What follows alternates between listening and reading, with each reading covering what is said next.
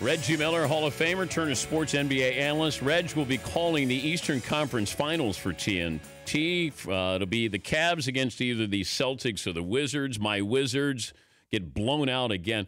These are two evenly matched teams, but the margin of victory has been 16 points. Why such a disparity there, Reg, between these two? It's like if you're at home, you're winning, and you're winning big. Why?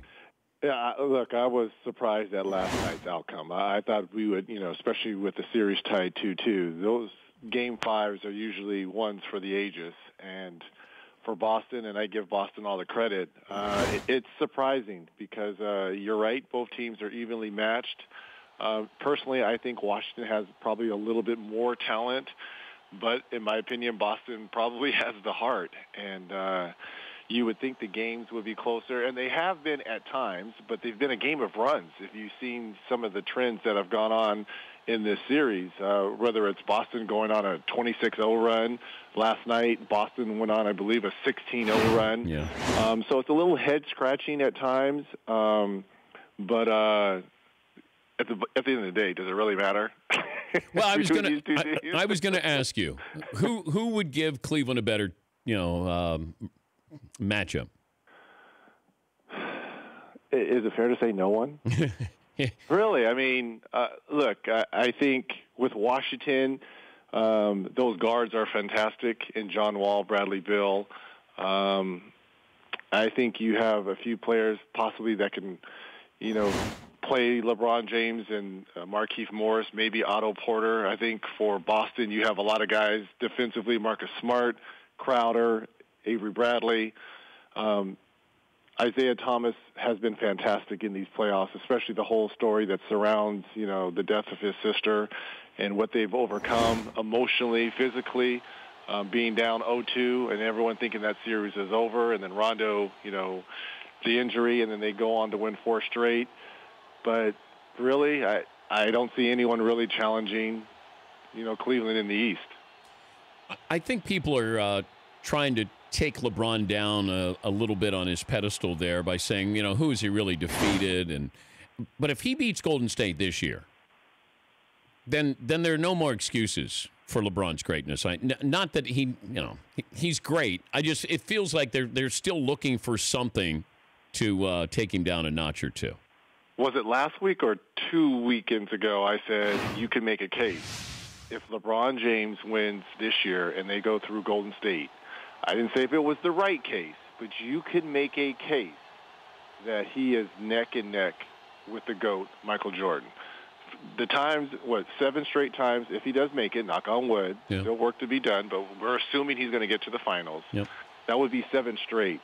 And what they overcame last year being down 3-1, and if they go through Golden State again, which we're assuming it will be Golden State, you can make a case that he's on the same playing pedestal as Michael Jordan. People may say I'm wrong, which is fine, but I'm just saying you can make a case. It might be the wrong case, but you can make a case. Well, I think, and I agree with you. If you go through Golden State, now you've gone through one of the great lineups in NBA history. You've defeated San Antonio. You've defeated Oklahoma City when they had Durant, Harden, and Westbrook. But this would be, I think, the one that now all of a sudden you're getting people's attention. Well, think about this. You beat Golden State last year being down 3-1 and a team that had won 73 games, the most ever. Yep. They go out and get arguably the second best player in the world in Kevin Durant. And then you find a way to go through them again. That's huge on your resume. You would have to. Now, people are going to say, look, he lost to San Antonio in the finals. He lost to Dallas in the finals. Michael Jordan was perfect, and I get that. That's why, to me, Michael went 6, won 6 finals MVP. That trumps just about everything. But 7 straight times to the finals, and what I just highlighted, he has overcome, you can make a case.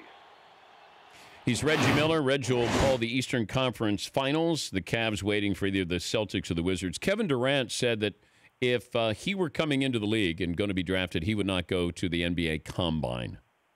What do you think of that? I don't see what the disadvantage. Kevin Durant was going to be a top. He should have been number one, but obviously Greg Oden went there. Look, it's a chance for teams to, I guess, not only do their background checks, but to get early information on you. I don't understand. When I was coming out, they didn't have the combines. What we did is, I believe we went to, which was great, Maui, and no, all the players went to Maui, and they just basically played pickup games, and all the scouts were there. And this was through the NBA, and then that's how they kind of evaluated you. Now they've kind of taken it a step further and kind of doing what the NFL does with the combines, where they measure you and, your reach and how big your hands are, how fast, I guess they do agility drills, shooting. So it's just a way for them to get background on you. That's all. I don't think there's, any detriment for a player going. I think it's helped players actually get drafted. But players that are going to be lottery picks, is it beneficial? Maybe not. There's enough tape out on them. But there's those guys that are mid-majors that you've heard a lot about, but you haven't seen a lot, and there's a chance for everyone in one room, in one arena, to get a chance to evaluate you. Well, Lonzo Ball is not going to go, but Markelle Fultz is, and Fultz is expected to be the number one pick overall. Again, he probably won't do a lot of the basketball agility stuff, but he'll go there and get measured, because there you get your official measurement as well, exactly how tall you really are, because guys lie. Everyone says they're 6'9", 6'10", and then they show up and they're like 6'4". Did you lie? So my height speaks for itself, Theodore. No, your weight. Did you lie about your weight? I did lie about my weight. I did lie about my weight. I told them I was 190, and then when they looked at me, they were like, "You've got to be kidding me, Olive Oil. You are not 190." Well, what were you, 175? Keep going down. 170? I would say 170, 169-ish. Wow. I was on the Michael Cooper diet at the time. What was your official height? 6'7", about 6'6" and like 3/4, 6'7". So I round up to 6'7". 6'7", 170. 6'7", 190. Can you believe that? How did I make it 18 years? Seriously, how did I make? What was great is at UCLA, they always pushed for me to lift weights. You got to get bigger. Lift weights, lift weights. As soon as I got to the league, Jack Ramsey was like, "Don't even pick up a weight. Push-ups, pull-ups, sit-ups. That's it." I was like, "Cool. All right, let's go."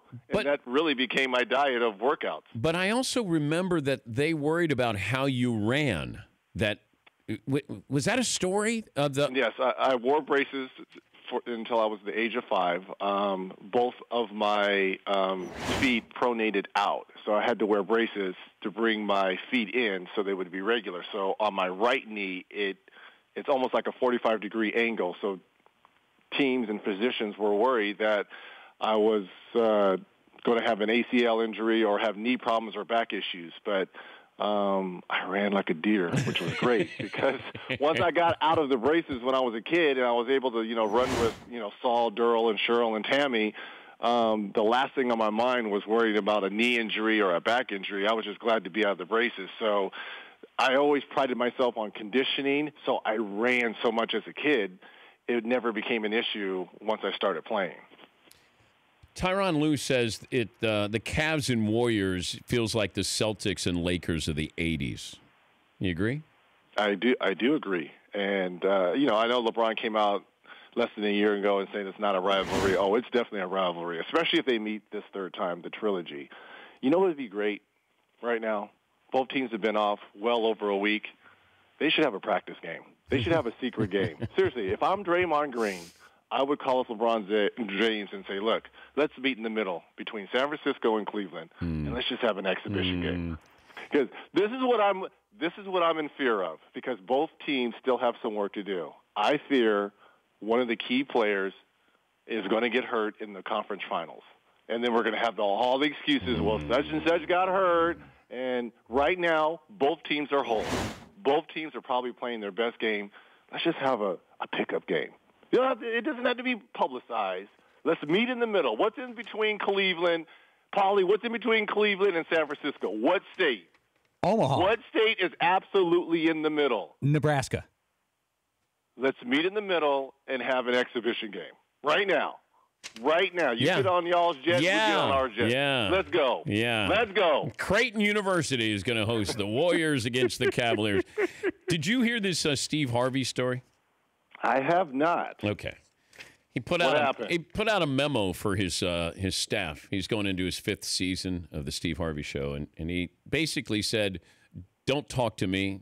Don't make eye contact. Don't come into my dressing room. Don't ambush me when I walk in the hallway." So the memo got... he's pulling a purple one. Isn't that kind of what Prince used to do? Like, you couldn't look Prince in the eye or something like that? Were you ever around somebody that you weren't allowed to do that? You weren't allowed to talk to... No. Come on, that's crazy. Come on. And we don't know... Wait, hold on. Is this actually a memo? This actually went out? Yeah. So this is 100% true? Yeah. Paulie, do you have that memo that went out? Look, I've met Steve in passing. Great guy. But come on, man. I could see certain Hollywood stars doing that. Well, look, we've heard rumors of, the divas. But you didn't meet Prince? I never met Prince. Okay. Never met Michael. I'm trying to think who would be a real diva. I met J-Lo when she was dating Ben Affleck. She threw him a party, and I went with Patrick Weitzel. And was the nicest person. Now, I had heard stories, but she was... Did you make eye contact with J-Lo? It was dark, and I did, but she was nice to me, but I could see where people could perceive where she could be somewhat of a diva. I could see that, but she was nice to me, so I can only judge her by how she interacted with me. I think Mariah Carey might be like that. You think? Yeah, I think so. Yeah, I think so. I don't know, and I'm not going to speculate because, If you could have met Prince or Michael Jackson? Oh, come on now. It's not even close. I know. Not even close. You loved Michael. I wanted to be a Jackson. I wanted to be the 13th Jackson. How many Jacksons are there? 95? I wanted to be the 96th Jackson. If you could have had LaToya's career or your career, which career would you want? Don't say I would have been. Who was the? How about I would have been Tito? Randy. I would have loved to just have been Randy. And we're talking. Why could I have been Randy? And we're talking about Randy Jackson, who's not related to the Jackson family. He was just on American Idol, right? That no, Randy. there was another Randy Jackson. I know. Okay, Would you have traded places with Tito? Yes, absolutely. Tito or Randy. Why could I have been one of them? Saul and Kerry. And Tito had game, too. I mean, he did. Yeah, he could play. He could play. Hey, I could have done the moves. But no, MJ would have been my number one. But, hey, I love the purple one, too. Don't get me wrong. I would love to go to a club with Prince and just probably hang out and play video games with MJ. Yeah, I want to go to the club with Prince. He would have the velvet rope there, wouldn't he? There you go. Yeah. But did you go clubbing at all when you played? Like, who would you go out with that you knew? You weren't friends with Barkley, right? I was. We were very good friends back in the day. Oh, so you would socialize. I thought you were one of those. During the season? No. Yeah. During the Olympics. During the Olympics, that's when, Okay. Because we knew we were going to beat teams by 30 plus, so, we made Atlanta fun. Rick, you and Rick Smith's going out tearing up the town, right? The Dunking Dutchman? Yeah, right. No, occasionally I would go out with Mark Jackson, my Davis boys. But, you're there to work. Of course you are. You're there to work. But that's when I first met you and Mark Jackson, when we smoked cigars in Indianapolis. How riveting was that night? That was the best night probably ever. Just talking... it just wasn't like isolated to basketball. We talked everything all night. Well, but I didn't really know you, but I knew Mark a little bit, and then we just got together, and you guys didn't agree on anything. Everybody had, like, one guy liked Marino, one guy liked Montana. I liked Rod Carew. He liked Tony Gwynn. It was like the best of. We couldn't agree on one single thing other than throw me the basketball and we'll win. That was the only thing we basically agreed upon. Yeah, Mark, you just back people down, throw me the ball, and let me score and get out of the way. Those were the best times. No, meeting you that night and then that was fun. Carrying this friendship, 20-plus years now, it's been fantastic. He's going to call the Eastern Conference Finals, and he's saying, does it really matter? It's the Cavs against either the Celtics or Wizards. He's Reggie Aloysius Miller. Reg, thank you, and we'll talk to you once the conference finals start. Theodore, you are truly the best. Danette, it was great seeing you last week. Cube security! Cube! Reggie Miller. He was having fun with Ice Cube. Ice Cube had security there. The Dan Patrick Show, weekday mornings on Audience.